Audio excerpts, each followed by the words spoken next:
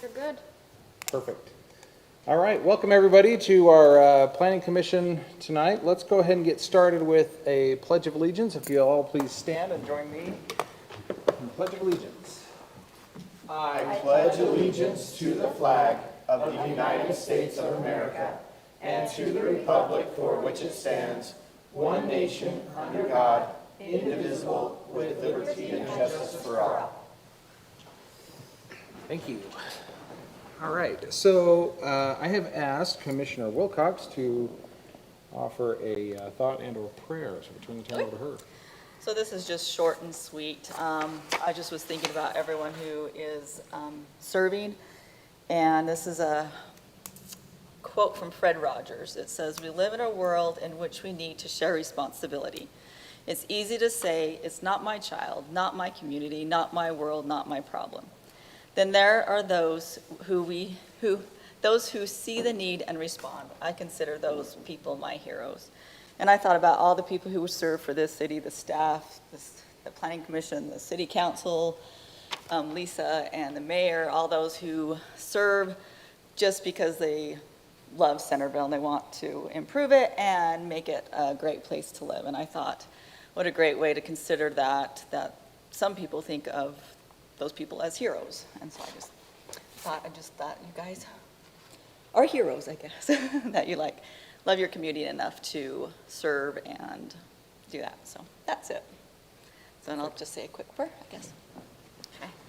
Dear Heavenly Father, we are so grateful for all the many blessings that have given to us, and we're grateful for this opportunity to serve as a planning commission to serve the city of Centerville, and bless that we'll be able to keep the best interests in mind that will help Centerville grow and become the great city that it is. And we love thee and we say these things in the name of Jesus Christ. Amen. Amen. Perfect. Thank you. Thanks for that. All right, let's go ahead and dive right into things. We've got 2 public hearings scheduled for tonight. Let's start with the first one, which is a zone map amendment for Young Power Sports, and we will turn the time over to Corey. Thank you, Chair Daly and members of the commission. As indicated, this is for the Young Automotive Group. They have secured some property on our South Frontage Road, and in that securing of the property, there was an original family that owned the 2 properties that are being involved. The main property that you see up on the screen that is on the frontage road was partially developed long ago with the Tri-City Power Sports. And you see the building there in the northwest corner of the property. The southern part along the frontage road was a phased approval to be developed at a later date and has just not been fully developed. Behind it, there's a not small, but it's a narrow piece of property that contains a rather large building that was part of the family's operation in the steel business. And they have acquired that parcel behind. As you can see, the parcel behind does not have direct frontage on a street, but it was within the same family ownership. Young Automotive Group has acquired both properties, and the idea is to eventually develop a power sports complex.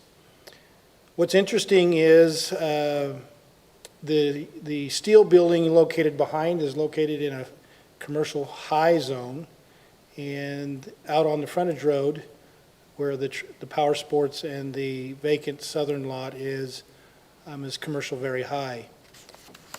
Whether you're in any zone, whether you're CH or whether you're CVH in this case, vehicle sales or the power equipment, motorcycles, things of that nature, they are a conditional use in both zones.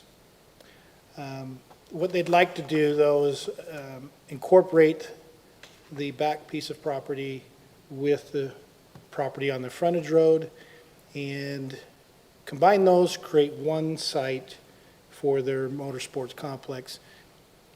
And zoning doesn't like the idea of one piece of property being split between 2 zones. So the question tonight is it appropriate to take that parcel behind with the large steel building and incorporate it into the CVH zone, which is their request. So we provided a staff report to you. Previously, in the long history, this was an industrial area. In the general plan, the city set a new direction to attrition the industrial uses and bring them more into a commercial retail type center, was the desire of the South Main, or not South Main, South Frontage Road plan. And so they rezoned these properties in the configurations that they're at, for whatever reason in the past, I don't know. But the idea was to transition out of the industrial and towards the commercial uses. Our review of the policies, there's a 500-foot depth for commercial zoning. It doesn't define what type of commercial zoning. It's a 500-foot depth. The parcel behind falls within that 500. And then there's an additional where the storage units are still located, existing, they're in the CH zone also. So this is kind of in between as an island piece of property for ownership. So go ahead. We're only considering that parcel, is that correct? Right now, with the arrow pointing, is the only parcel we're considering. The storage sheds behind are still within the CH zone. Thank you, sorry. Sure. And so we've looked at it, the transition to commercial, looking at the surrounding property, you'll still have commercial very high, commercial high on the eastern edge. We don't have a buffering standard in this neighborhood like we have in the other neighborhoods, but if you thought of that buffering standard, it matches it. You're still transitioning through the various types of zones. So you don't have a direct CVH applied to the Shayla Park place. That's what I was getting at. Yeah, so that's a, good thought to keep in mind. From our standpoint, we believe it meets the consistency of the general plan, and because the property, if it's being acquired and it's not having a direct access off of the frontage road, to isolate it and not allow it to be incorporated in seems like maybe the wrong direction. It would be nice to take this piece of property, put it in the CVH, and actually transition it to the commercial uses like they're planning. So we recommend it meets the criteria, so we recommend that you consider a positive recommendation to the city council. Okay, thank you, Corey. Really quickly, Corey, so even though the two items on our agenda today are related, I feel like given the nature of the discussion for each, it's better to do this one and then we'll do the other one separately, unless you feel like there would be any merit to talking about them both at the same time. I agree with you. I think the track of whether it should be rezoned is better to get up to the council as quickly as possible before we get in deep into the development review process. So I think separating them is probably okay at this point. That's what I thought. Just wanted to make sure that you didn't have any other strong feelings one way or another. So, does anybody have any questions for staff about this particular rezone? Corey, you've noted on this one with regards to what is the adequacy of facilities and services intended to serve the subject property, and you've noted that there's going to need to be a new water line installed from Porter Lane to the southern end of the development project. That's something that I assume that you would envision that we would tackle in relation to our next consideration, not with regards to the rezone, or at least it's something sufficient that it could be easily, I don't know how easily, but it can be resolved. No, that's a good point, because that's part of the criteria, is there facilities could serve it. I don't know if we can go back to the zoning map, Mackenzie. It's hard to see, but you'll see up in the very top of the screen, you see kind of a rectangle box that's also red. If you look at that same shade of color running all along the frontage road, these two boxes, this line and the box, indicate an already existing improvement agreement. So the city already has an agreement with the property owner to install, that when it develops, they'll install those utilities. And so that's one of the things that the applicant is aware of in the later processes. If they get approval to construct on this site, they would be installing and abiding by that improvement agreement. So our view is that the utilities particularly in this case, it's water. They've agreed to install it, so there'll be adequate utilities. Great, Maybe thank just you. a pause for the commission. This is something that we've recently added. Our GIS, Mike Smith, he put all these in. We wanted to better track all of our extension agreements or our deferral agreements.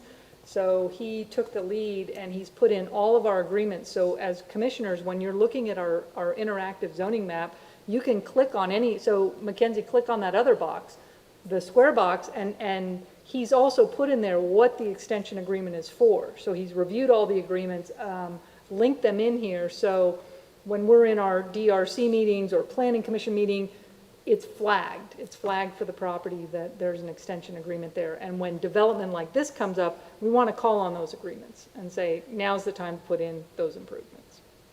Particularly, it's helpful because on a transition of ownership, we can track that Yeah, as a, we used to rely on our Public Works Director, Randy Randall, who had an amazing memory.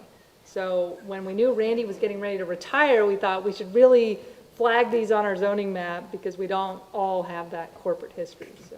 Yeah.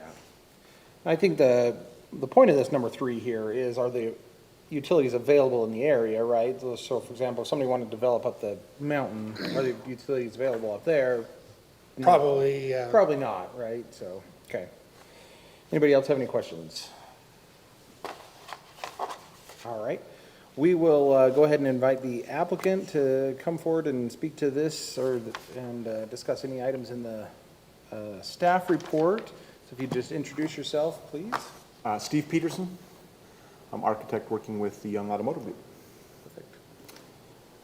Yeah, Corey summarized it, this portion of it, just fine. Yeah, we just want to, as we're combining these parcels into one parcel, to have that uniformity of the zone that it is in and in the transition, it just makes some sense. Okay, perfect. Does anybody have any questions for applicant? Nope, this one's pretty easy. Thank you. I'll be back. Yes.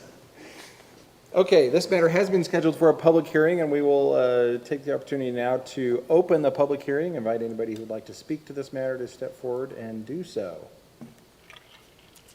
Seeing nobody coming forward, we'll go ahead and close the public hearing. All right. Anybody else have any thoughts, comments, questions, or concerns?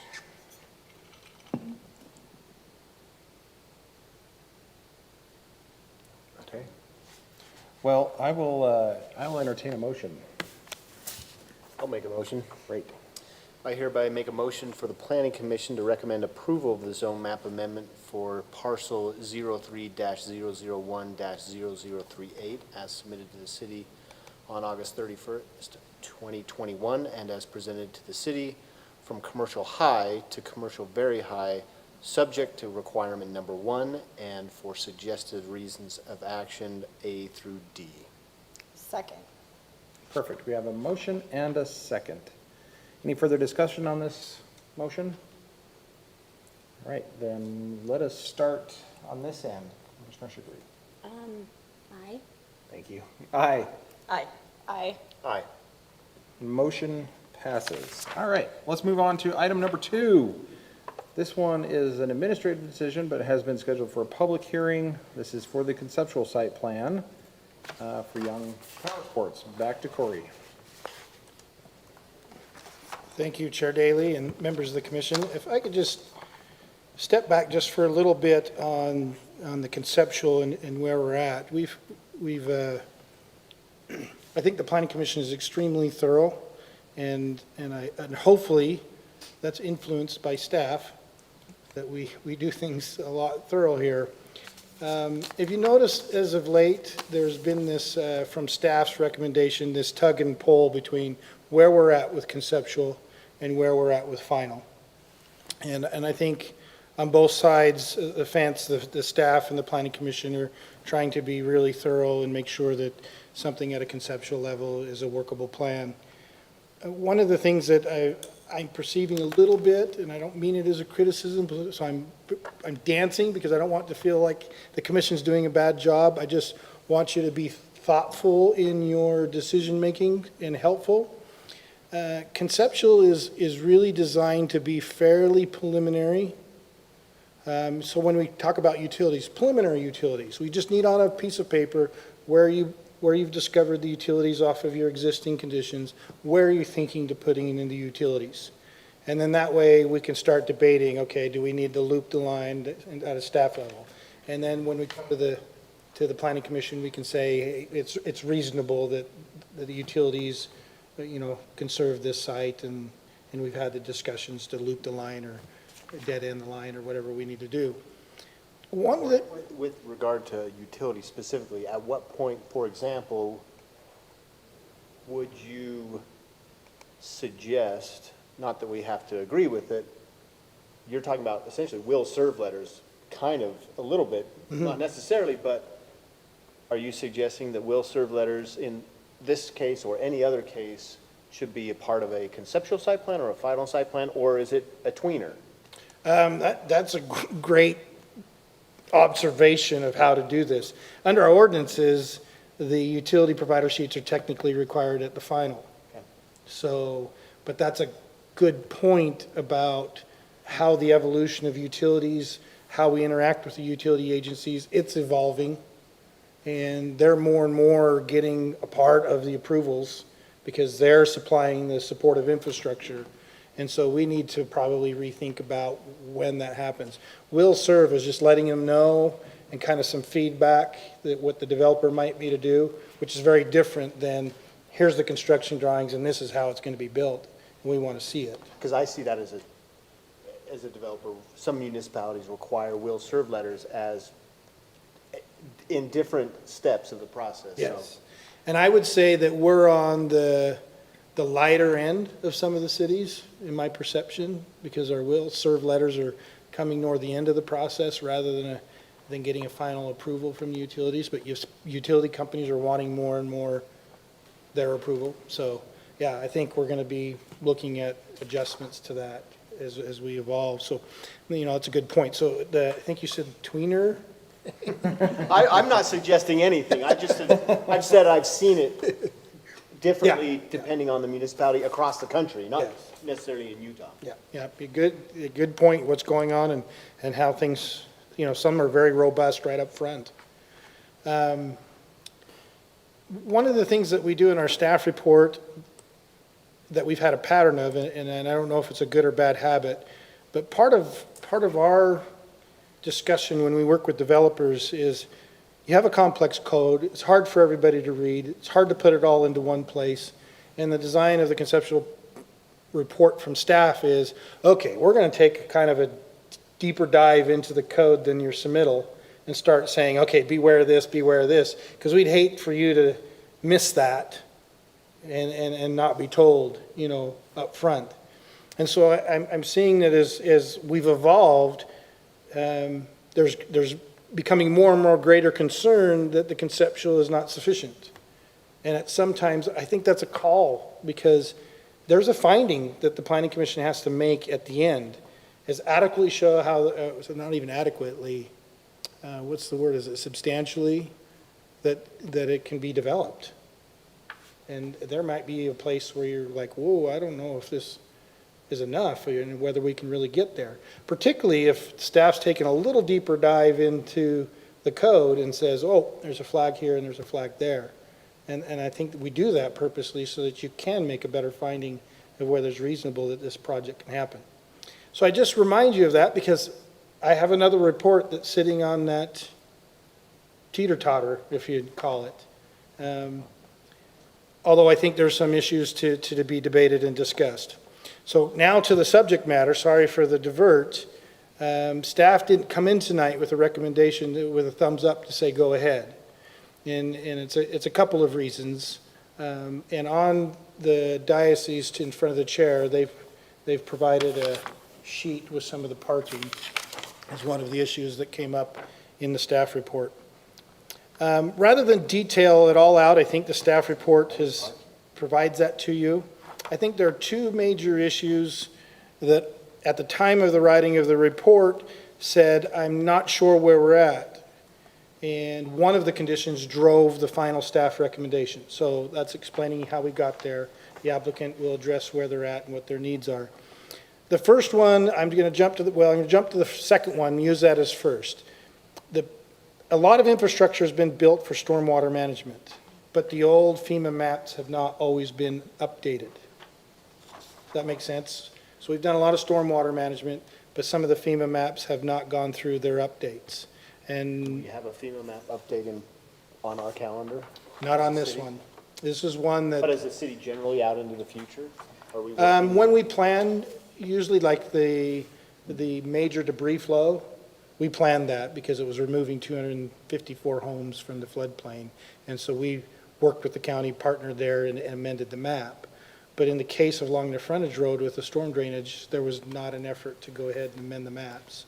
And so this is located in an A zone, which is significant under a FEMA standard. Our city engineer has talked with their engineer.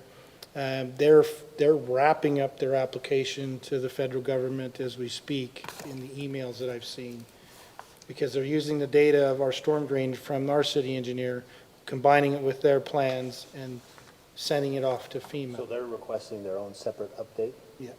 Requesting Okay, it. sorry, can you step back for somebody who's not as familiar with FEMA? What does it mean to be in an A zone under the FEMA map? Great question, the vernacular of planning and developing. And FEMA, is the Federal Emergency Management Administration. I say association. Not association. I was like, it's not association. They're not associative, they're administrative. They're administrative. And they run the flood insurance programs for the city. And there are certain levels of zone, types of flood zones. So if you think of a river, in the stream bed is a no build. On the floodwaters is a place that may not be able to build, but might be able to build depending on what you do and how you affect that flood and what happens. Obviously, it's often restricted. And then you have even a larger area depending on where you're at, the type of flood zone. Coastal is one type, things of that nature. And A is one where, look, this is damage. This will flood and this will damage. Is that because Dual Creek runs right there? Mhm. It's Dual Creek. It's Dual Creek Creek. Creek, and then you have the freeway, which Yeah. Could back up Dual Creek. impediment and. Interesting. And so in Along order that to, whole frontage road? But, so what was the date of that last FEMA map? Did they? this one was probably in the 90s. Yeah. One of the map on this one is, It was 79. oh, it's even older. Not even older, yeah. There's been a ton of improvements Correct. since then. Yeah. So, by practical matter, in all the improvements, they're likely not in the flood area.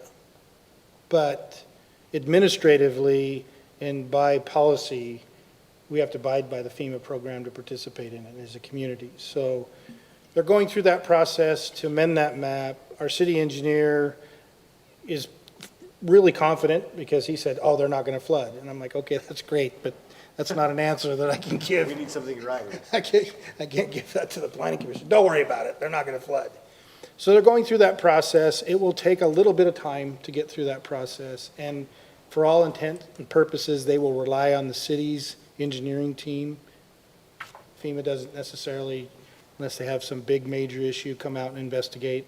They're relying on the local jurisdiction because it's the local jurisdiction that's participating in the program where the reimbursements come back. So in a nutshell, they're going to rely on the data, and our city engineer is pretty confident that the data is there to show that this can be removed. Still has to go through that. We need to get that done before we grant a final approval. And so there's going to be this window, and depending on when it gets to the agent's desk, whoever the agent is at their level, it's not necessarily a 2-day process. So 4 to 6 months is what we tell folks. 4 to 6 months? Yes. That's actually faster than I thought. I don't know if that's a good or a bad comment. We're hoping we're down to the 3 to 3.5 with this one, but, so that kind of drove the conclusion of the report when I ran into the second item of parking. I reviewed that the day before the reports went out, and, got to a deep dive into this system. The parking counts are off by our code. One of the things that I suspected, and we've done a lot, is that we allow people to divide up the type of uses happening in their building.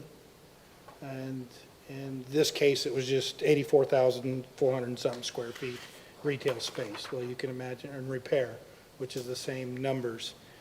So by gut feeling, I was like, well, I don't want to say we have to have 337 stalls because there's a good chance that they don't need 337 stalls. But I also had to point out that even though they have motorcycle parking and hopefully a lot of motorcycle people go and visit the site, that's not called out as a dimension in our zoning code. So they've gone back and submitted something to you. The one thing I quickly looked at is our office use is calculated at 5 per thousand instead of 4. That's an oddity in the industry. That's just something Centerville adopted off of some pains of the past. And so we're 5 per thousand, but they're probably getting fairly close to what could happen. If they don't, there's still a provision for modification. I think when you're looking at a repair for the power sports, you're probably able to cross-park a lot more than if you're just a repair facility or you're just a retail. You can cross-park more. So I bring up the parking and said, hey, we're not there yet. And so a couple of things would be is we know we have a little bit of time to get the FEMA map amended, at least get this report out to them as applicants so they have kind of the conceptual checklist. Here's all the things we're seeing and the feedback to them. And then come back shortly thereafter if we can satisfy the parking, do the conceptual approval, and then wait for the final to come in. So I think that's a discretion tonight are you willing to move forward with conceptual in some reasonable conditions? And I did not provide those for you. Or is this something you are more comfortable with tackling to the next agenda and coming back and giving them conceptual approval? I think they're probably close enough to be a conceptual approval, but we'll be held off for the FEMA map. So, Hopefully that makes sense. Corey, on this then, so you said you had a chance to take a look at this real quickly. So making adjustments for the 2 office areas and adding essentially 9 more stalls, that it'd still be within the 247 that they say that they have. The rest of this stuff looks okay to you then, I Yes. guess? Yeah. Okay. And then, what was my other question? My mind just went blank.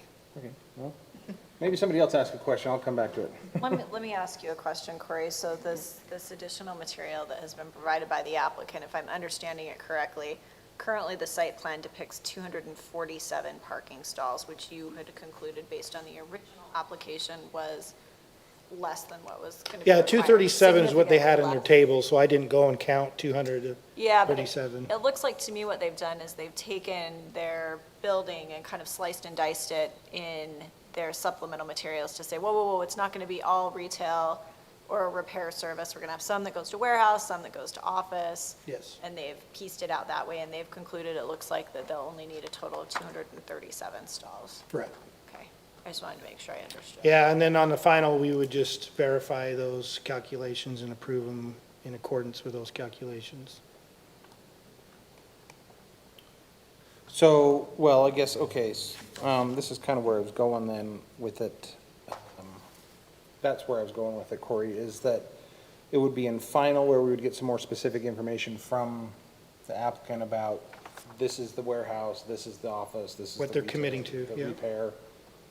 To this point about, because it's funny, we talk about this, I think every other meeting is parking, right?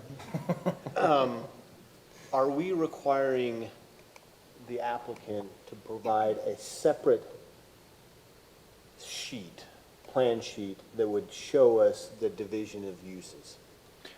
Depends on how they did calculate it, but they would show it either on the overall site plan sheet, or they could provide it as a secondary sheet of where they're dedicating their space to. And I think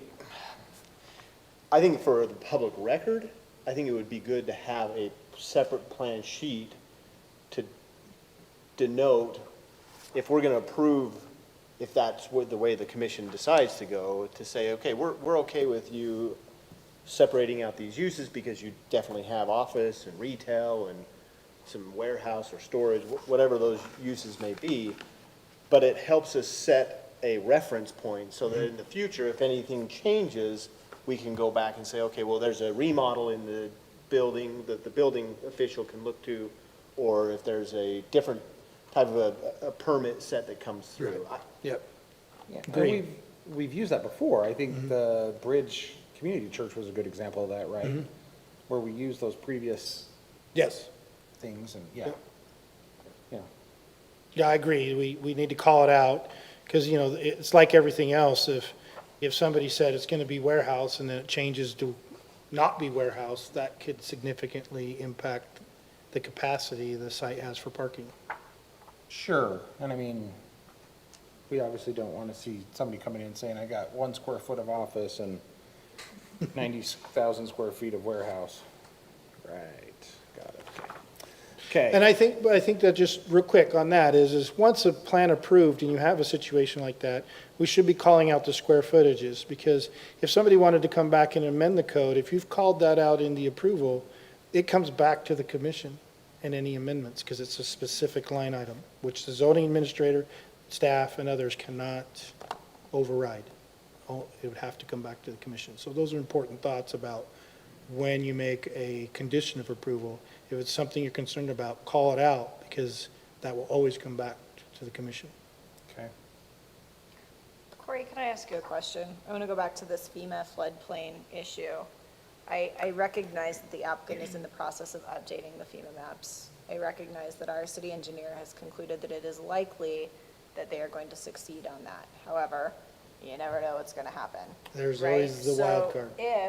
if it comes back, and let's just say FEMA says no, and they leave it exactly like it is right now, how does that impact this? Can they move forward with what they've done? Have they satisfied, in your view, the requirements to show the conceptual site plan? Or if it does come back and it says, nope, it's still under Zone A, what happens then? It would significantly impact the ability to grant a final approval, because it's covering a good portion of the property in a lot of funny geographic shapes, so it'd make it difficult to develop. Okay. That or they But I have think to it- build up their pad as Yeah, it's part of the staff's position application. that- There's some- We're okay with them moving forward with getting that approval, because we understand it's going to take a long time.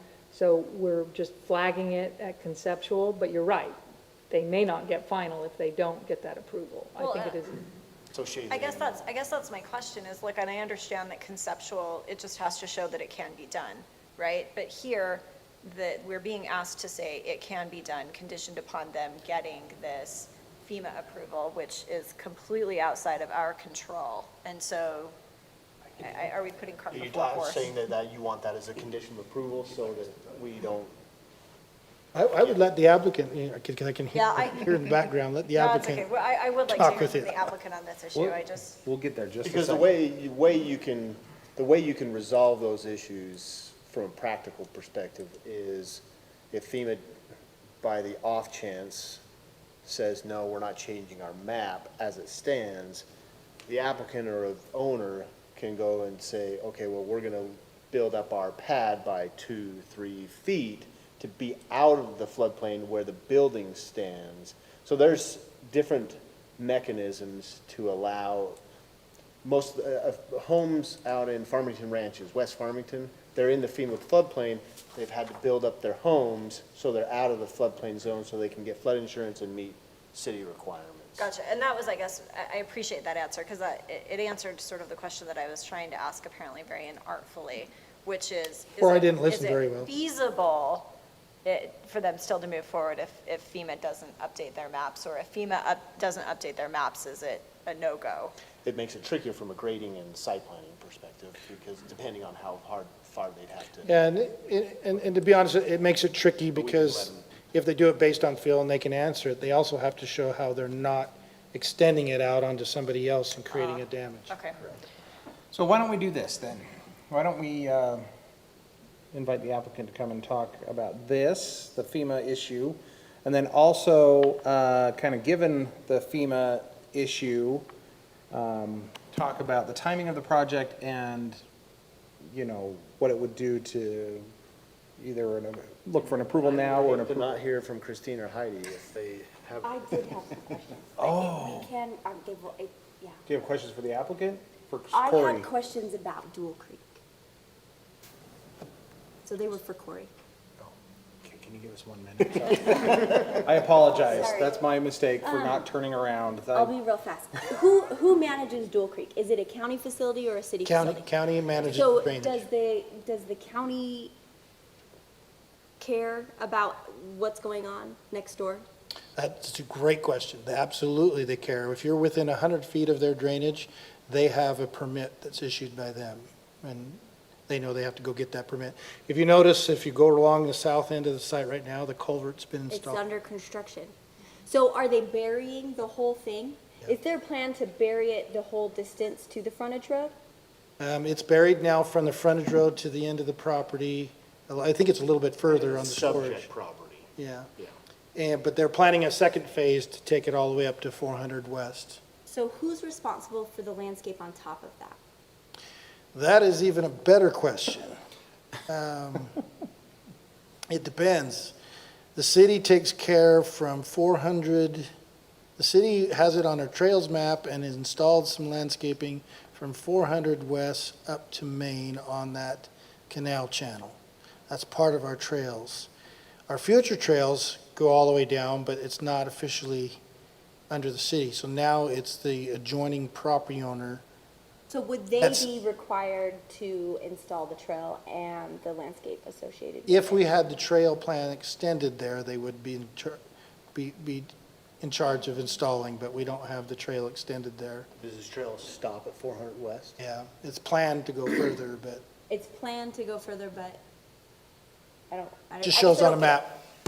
There's no. it. In no your agreement. mind, it's planned to go further. No, on a map, it's planned to go further. But is that enforceable? My understanding, no, they did not adopt it as, they don't have a capital improvements program for that section. Okay. So there is a trail marked on a plan from Maine to 400 West, though it's not actually there, as we know. Right.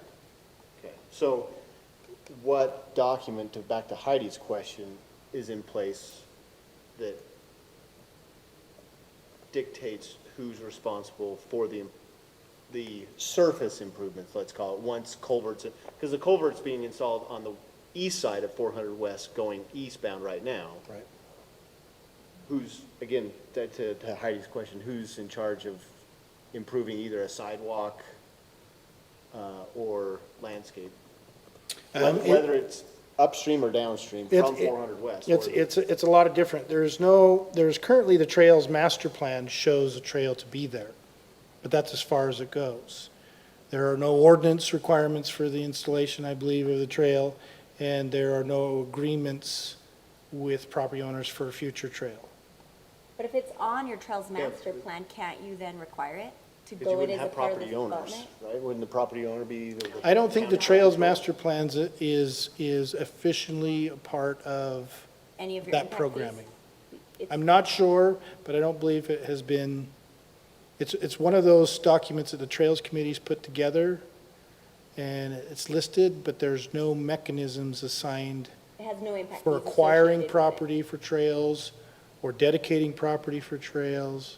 There's no mechanism in play What for is its that. purpose then?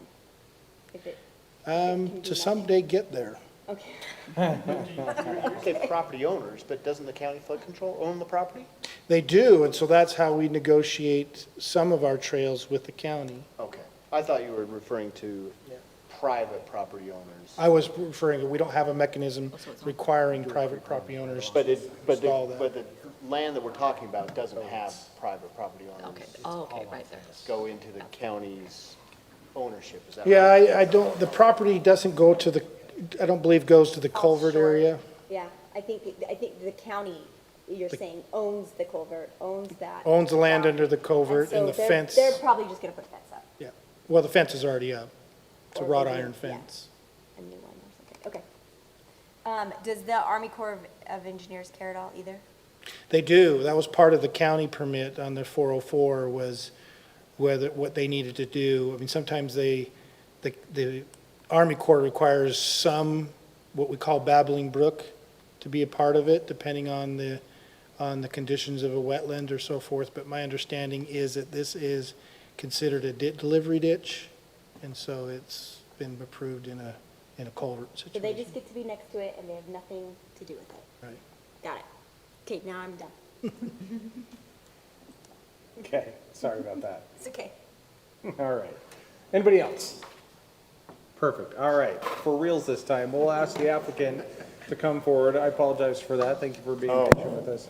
No, thank you for your time, and Corey and his staff we've been working through this process. But so, when it comes to the FEMA study, the LOMAR and the CLOMAR reports that we've been doing, our engineers have. You, just for the commission's sake, define LOMAR and CLOMAR. Just So because that- one is at the local level with local, your city staff engineers, to go through that process of, with our engineers, they have to model those flood potentials and situations based on flow rates and volume, things like that, so. LOMAR being letter of map amendment revision.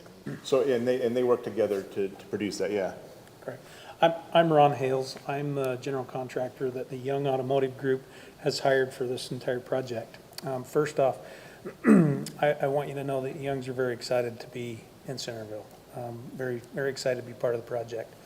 So they have already purchased the property, spent millions on investment. As part of that, they asked us to look at all of these requirements. So going back to the flood zone A, clear back to the beginning, that flood zone A, part of the issue and the reason it's why it's zoned A is because there is no base floodline elevation in that zone. So when we're talking about how high the water comes, no one really knows. It's just designated as it's going to flood. So what we've done is we've hired Reeves and Associates to go out there. They've established that baseline elevation based on all of the flows. Then they've produced all of that. We've worked with the city to identify, hey, is this really going to flood or not? And all of the recommendations as they sit right now is that's not going to flood.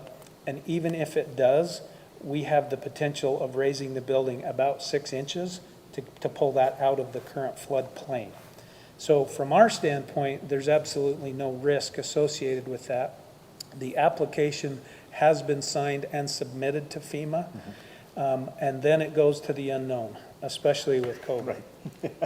So our frustration and our concern is we understand your liability and your associations with FEMA. What we would like to do is propose the ability to move forward at our risk, even if it comes to signing a waiver saying that, it is all of our potential, but we think that the risk is zero. We don't think that there's any risk associated with that at all. Based on the modeling and the report that we provided to FEMA, And this report actually is very helpful to Centerville as a city, because we've gone back and we've mapped some of that for you. the entire drainage system all the way out, and it's been a pretty significant. The staff received that report? Yes, that's what they've received it, reviewed it, and we've That's worked what back and you're forth. hearing but not seeing yet, Corey, Yes, is that correct. Okay. And I can send you that report. It's the most boring report you'll ever read in your life. But we do understand the situation that you as a community are in. That's why we've done diligence. In fact, we started this process 6 months ago because we knew it was going to come here. We thought that we could have already had it done. But the potentially 4 to 6 months is a throw a dart at the wall and hope that's correct. And from the Young organization, they're extremely concerned because that puts them way behind where they would like to see that process be. So we're here tonight saying, hey, can you take us to the next step? Because we need the next step to continue the drawings. And all of that, we can make an agreement at the final permitting process or the final approval of that. That's what we would like to see. Going back to your conceptual, I agree with you guys. The more information you can get in a conceptual, the better off most people are going to be. I love the conceptual and going through that review because as companies hire me, it's great to have that identified up front because as soon as the conceptual hits, then we start spending money. And that's where the issues really begin. But so you know, we've already gotten all the will serve letters. In fact, I've already gotten Rocky Mountain Power out there. We have an electrical power design. We're well down that road. In fact, from a drawings perspective, we're pretty close to presenting a final to you guys. So we've done our homework, and that's really the big issue with the floodplain elevation stuff. So what let me make sure I'm following you, what you're saying there then is, you're essentially saying you'd like to come back with a final and somehow take that liability of the flood issue on yourselves, or have that be conditioned down the road, or what? Yeah, so we're hoping that FEMA's going to have to accept a proposal, because what we've done is included a floodplain elevation. So we know they're going to accept it. It's just all of the hoops you've got to go through, and if they want any additional information, because that establishes an elevation for you as a city on what that floodplain is. It also looks at all the drainage and requirements. So we know they're going to accept something, and we're confident based on the usage that we've used, and we've worked with Kevin, and Kevin has gone back through, we pulled all of the reports and done all the calculations. We've looked at it 4 or 5 different ways, and most of those ways, we don't see that there's an issue currently with flooding. But again, in order for us to move on, we've got to have FEMA clear that A zone from you guys to feel comfortable. So what we would like to propose is, there's several options, at least from my opinion, and Lisa, this I need your help with, because if we're to the final stage and that FEMA report hasn't been accepted yet, then we can either decide, okay, we're going to lift the building another foot, which we don't really want to do that. We don't need to. Or we could do some sort of a legal agreement or a waiver stating that, hey, any responsibility that comes, obviously, if we're still in the floodplain, we're willing to get flood insurance for that duration of time until we get FEMA out of there. I mean, there's multiple things that I would like to propose, rather than just say, no, we're going to stop you guys. Yeah, we'd rather not wait for FEMA, should it be more than 4 to 6 months. So Chair Daley, if I may just weigh in, since that's a specific request. Sure. If and whenever the conceptual plan is done, the process would be go to the final subdivision, or final site plan process, and bring it back to the commission. Obviously, if FEMA hasn't rendered anything, obviously from a standpoint, we're going to say, well, it doesn't meet the requirements to fully be approved. However, in our flood, and I'm not going to make a position on this, whether it can be granted, but they can request in the interim between a conceptual and a final, they can go to the city council and request a variance under the flood ordinance of the city, and they have to meet the 3 criteria that's involved, and the council has to agree with them. 3 criteria: showing good and sufficient cause, a determined to grant the variance would result in exceptional hardship to the property owner, and termination of the granting of variance will not result in increased flood heights, additional threats to human life. And so they're going to use all of that data to see if they can convince the city council to grant them a variance. Now, a city by ordinance doesn't want to grant them unless it's definitive on those 3. So it's not, so a variance is not just a given, you have to approve it. But they would have to take that interim period and see if the council would agree to give them a variance to And it. that variance essentially acts as the waiver of the agreement. Correct. Correct. Gotcha. I think it's good to talk about what if, but it's very premature at conceptual. I don't think we're trying to solve that question right now. I think it'll be a big question at final, and I don't know that the city will be giving approval. No, at that's what I final said. I don't If you wanna don't have that out of the floodplain, but the option is to move the buildings up 6 inches. So I don't think it's really a question for the planning commission to solve at conceptual. Sure, but I think, well, part of my thought here is that the next step for the rezone is to go to the city council, but they can't go to the city council for this waiver until we have a conceptual. They could go for the waiver Go at at any any point in time.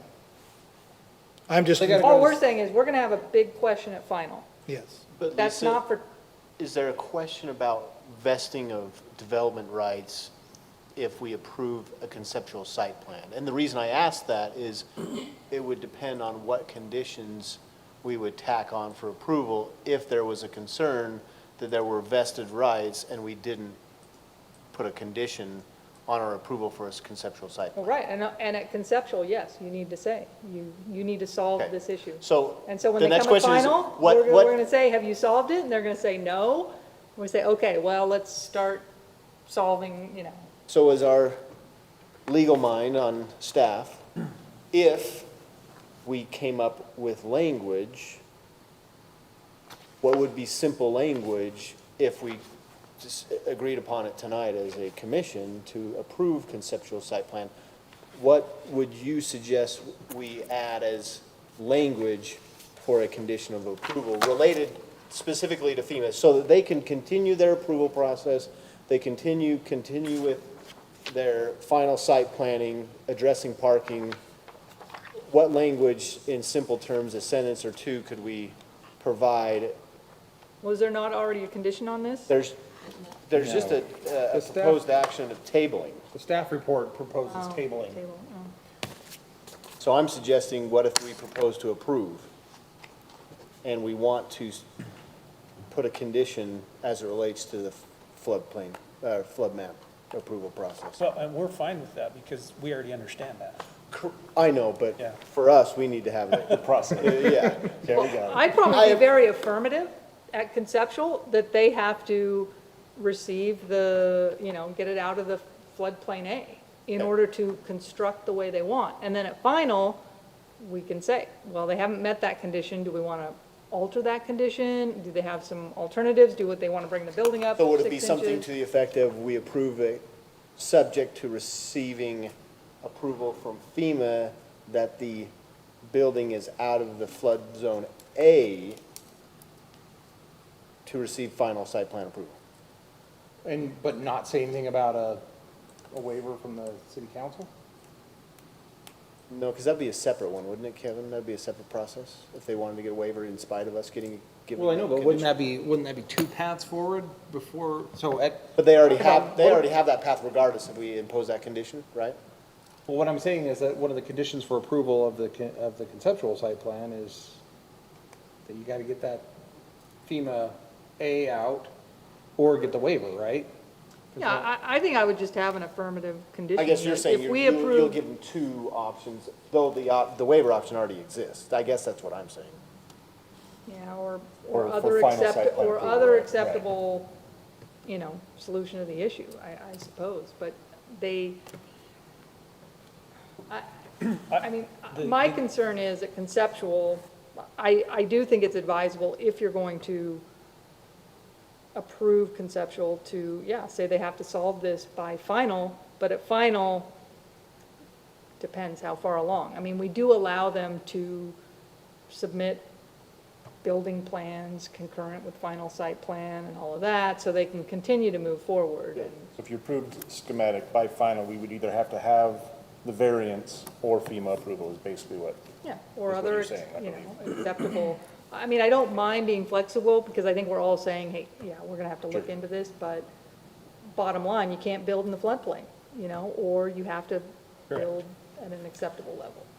Kevin, And we agree that. we haven't closed the public hearing, have we? We haven't had the public hearing yet. We are Oh, still actually hearing. Thank from- you, okay, we haven't even opened it, okay. We are still hearing from the Okay, applicant. good. So really, this should be a discussion with the applicant about. Thank you. So, We're having a discussion with the applicant, with staff, so. yeah. But I If think, you'd I like, mean, that could be honestly, we're, public comment too. it seems to me we're all on the same page. We understand they have to get it out, or Yeah, I Worst case understand where you're. I just want it to They be have some written in the solution. record as, so that we're covering ourselves as a city, doing our Yes, and that's a fiduciary good duty point. to the public, and not getting ourselves in a bind. I'd rather have it As addressed as I than see not. it, we basically have three options. We either go for a variance, we either get the baseline floodplain elevation established, which we already have, and we build a foot above that, or we get a letter from FEMA. So those are my three options. And so as we get close, our desire is that we get a letter back from FEMA and everything's great. But I would like to continue to proceed knowing that I have three options. You've introduced the third option that we haven't discussed, though, that's the foot above flood, He mentioned it, they'd rather floodplain not. elevation. Correct. But- But is our engineer comfortable with that? They'd have to amend Well, and, their construction plans. to right, address we basically change the site plan and elevation. So I can do that. I don't think the site really needs that, nor do we want that, but that's a possibility for us. I think our engineer would review that third option and give you a recommendation whether. And just, I mean, from staff's perspective, while we're saying, I think we're all on the same page, is that there have been significant system improvements in the area that take the water across I-15 that, you know, but we didn't apply for the map amendment because it wasn't really our project. And so all the improvements are in, they just have to apply for it and get it, but it's a timing issue. Well, and we're also including in that some additional storm drainage on the other side of the road to assist with that drainage from the city For standpoint. additional improvement. So not only are we looping the fire line earlier that you talked about, we're already aware of that. In fact, I had talked with Kevin about doing that. That helps us for fire protection. It also helps the city. And so, yeah, we've talked about all those things with Corey as well. Okay, so then I guess part of the question is, given the discussion that we've had about those options, anything else you'd like to discuss related to that? Anything else you'd like to add to it, or? Not with the floodplain, no, I think that covers Yeah, that aspect floodplain. of it. Okay. Anything else to mention about parking above and beyond this, or? Yeah, so that does exactly what you were saying, you know, seeing a plan that separates those spaces and then puts that ratio to that. So, you know, providing a plan that is, relates to that table, we can provide that. That's very simple. Yeah, so when it comes back at final, these square footages will look familiar to us. Yep, absolutely. And yeah, and with, you know, some of the other utilities we talked about extending, we're aware of those, and like Ron was saying, our plan, that's built into the plan now. Corey, when you say that there's 4 loading stalls required, do they have to be, are those specific to any use on this table? Or are they general? They're just general per the gross square footage of the building. So I see those stalls on the back side of the buildings, the loading stalls on the back side of the building. Correct, I just didn't know if they were associated with warehouse. I guess you have 4 total stalls, so you, Right. fine. I just didn't want it to be associated with a specific use and be deficient in that specific use. Right, it's not associated with use. Not that I didn't want or not want, I just. Right. Right, it's just associated with the size of the building. Okay. Wait, even if the building was completely 100% office, they would still have to have 4 loading stalls? The size of the building, yep. Huh, that's interesting. Assumption is that if you have that large of an office, you're going to be delivering some supplies. Step in, deliveries, Costco business. Yeah, the paper shredding people. Yeah. Paper shredding people, got it, okay. Okay. For the first 20,000 square feet, there's one, and then it's one for every 20,000 square feet after that, is what the language is. Okay. All right. Thank you, gentlemen. Thank you. Sorry for the back and forth and around and around.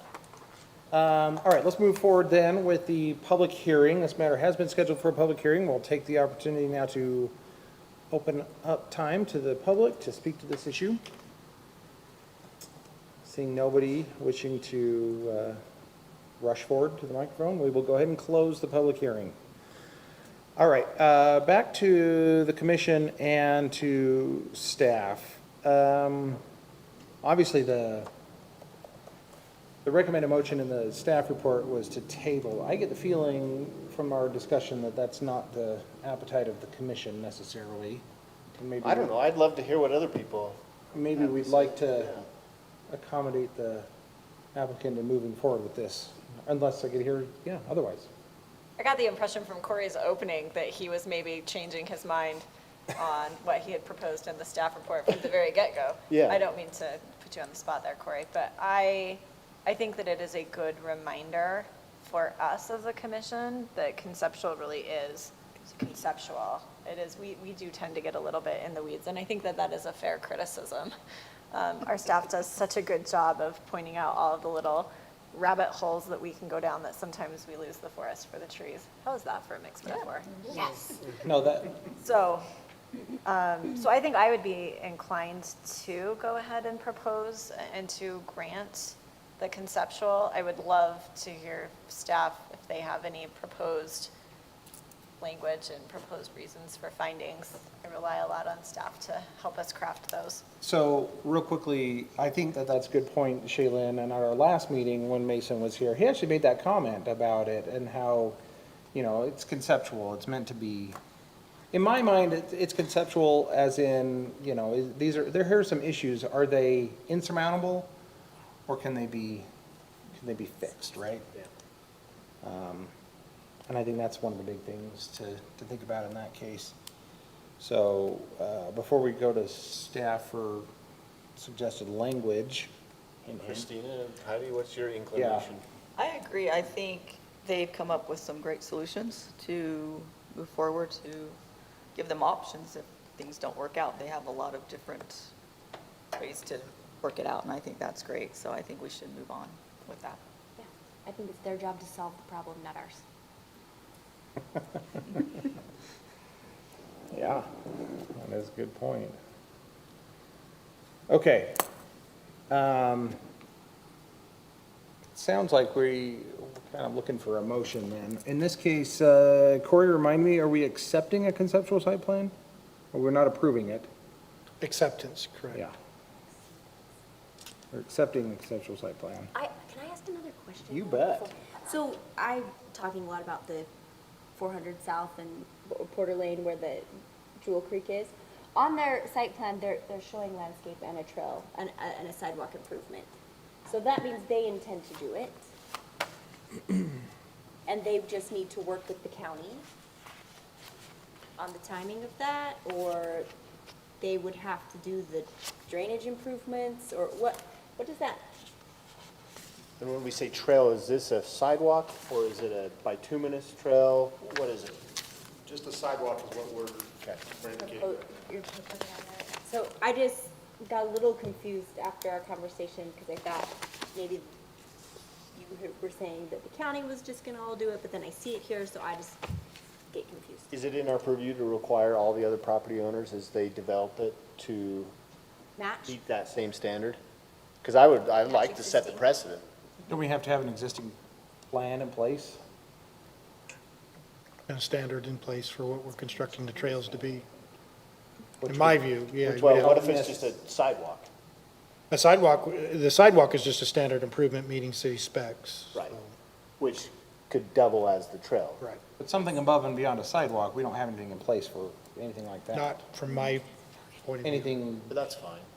meandering with benches and Over there by the light bollards Chick-fil-A. and all that good stuff. That nice trail. Just kidding. Yeah, where are meandering sidewalks? The park and Chick-fil-A? I guess what I'm saying is, if we approve this and this is shown on there, we anticipate they will do it? Yep. They have to do it. They have to put in the public infrastructure on the site plan. Okay. So for conditions, I know, Lisa, you had mentioned a couple of times, and I was trying to write down what you were saying, but I didn't get there in time. Lisa, do you have any suggested So conditions? here's my proposal is that, I do like what's already in there for the parking modification. I think we have two issues, which is the floodplain and the parking. Don't know if there's any other outstanding issues.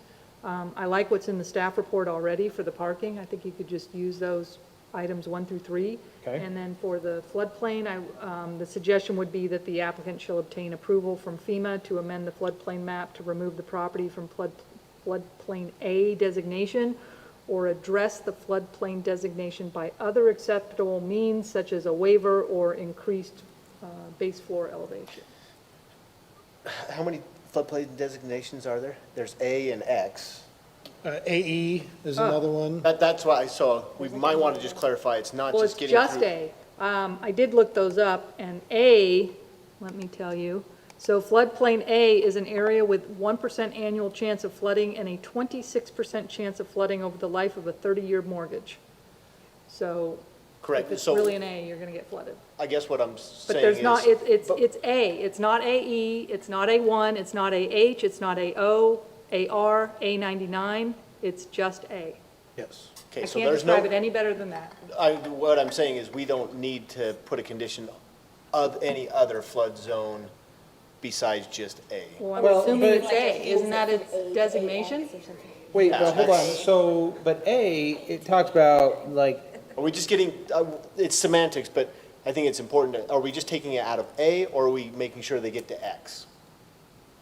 well, yeah, because that's a good point, because I don't think we want it to go to AH, right? It's gonna be the same thing.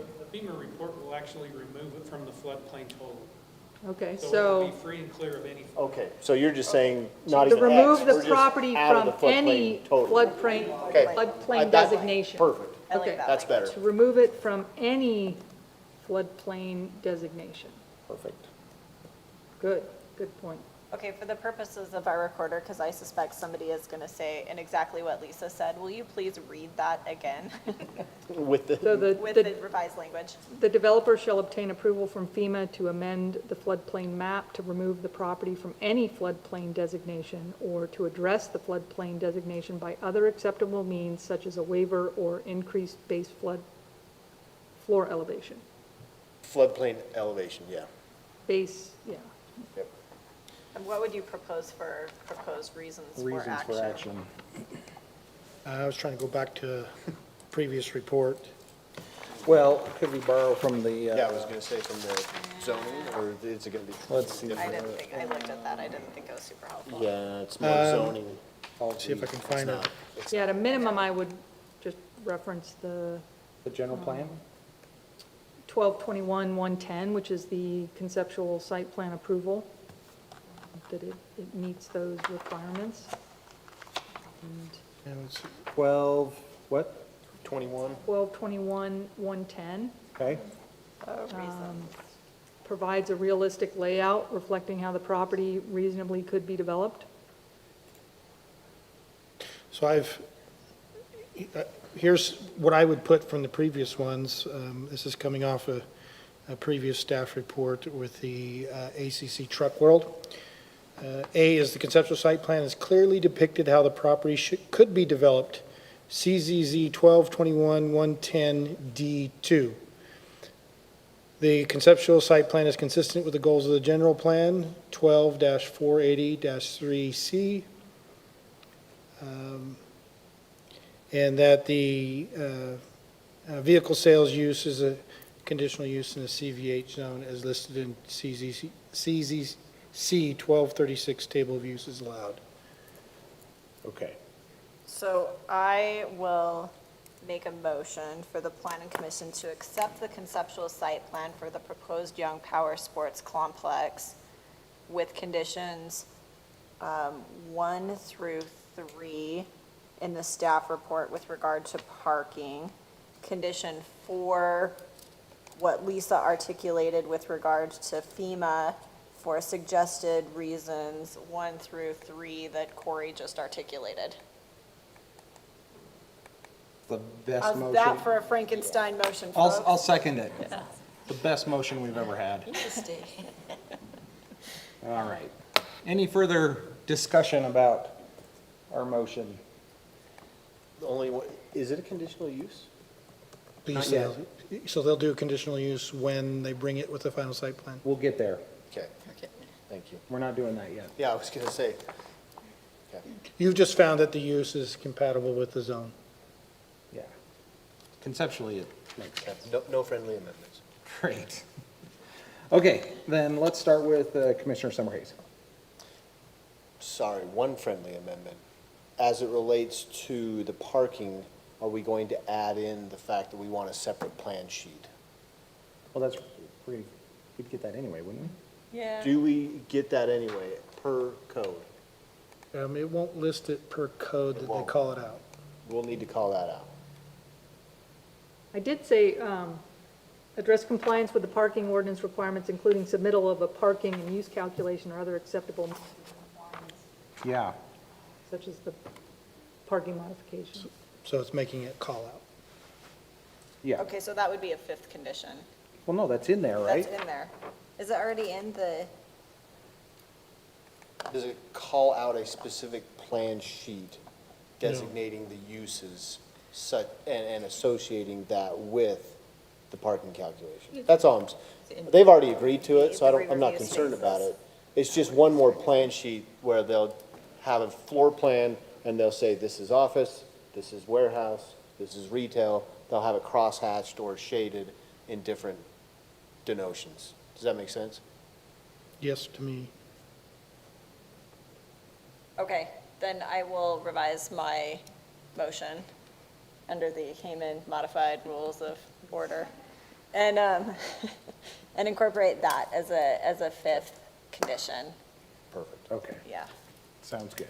Okay, sorry, I think we still need a second though, if that's, Second. okay. Okay, let's try again. Commissioner Summerhays. Aye. Aye. Aye. Aye. Aye. Motion passes. Thank you. Thank you, gentlemen. Chair Daly, can I just comment that we are going out with a bang for Chair Hayman? And y'all will have to review those minutes without me. Yeah, we friends. will have to carefully look at those minutes. Holy cow. Perfect. Thank you. Thank you. Okay. Now, I made a big fat mess of my packet up Boy, here, yeah, that, stirring through everything, so give me I don't 1 know how many second. times the recorder's gonna have to hit rewind. I know, that's okay. To pick up all that. Or I think hopefully, that we did a Lisa, it pretty sounds like good you wrote job. it down. Maybe No, you we can just did. forward it, huh? Yeah, I'll I credit send that to the- staff. 4 and 5. Great. Okay, let's go with Community Development Director's report. Corey? We've had quite a barrage of submittals. Some of them will be ready, some of them won't. I think at least 4 of them will be ready. I preliminary said Legacy Crossing 2 and 3 with their final site plan, Canyon Point with their final site plan. That's the duplexes just on 400 East, south of Parish Lane. Summerhill Lane final subdivision I listed probably will not make it the next meeting, So they've gotten that resolved? sort of. It's a mess, but it's resolved to move forward. Okay. And, Where Canyon Point's at, I might have missed that meeting. yeah, Is Kent that the town, is that the, That's the Chad Morris one next to the granite. Square Square. on Parish. up above? Above. Yes, okay.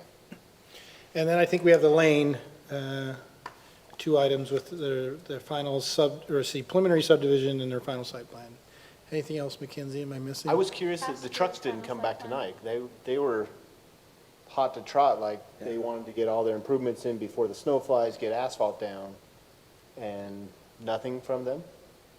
How do you do a cricket sound? Okay. They've got to, well, never. There you go. They've got to get it watertight, Our so. last meeting, we had a truck rolled. And Yeah, then maybe there's pastures. Mackenzie reminded me, Which one? pastures, which is out in the Shorelands Commerce Park, the addition of their one building for Craig Salmon. Craig and Troy Salmon. Okay. So yes, we have something for you. Nothing to report from the council. It was a short meeting last night, but not planning items, so that was great. And then this ESI, we talk about that, Corey. Yeah, I've talked with the city manager. We're going to expend a little bit of our professional services funds and have ESI Engineering, who is our contracted city engineering firm, look at the parking that was looked at by the planning commission, and we identified those uses. And the city manager wanted to add a few more uses in just to be sure, involving retail, shopping complexes and so forth. So Okay.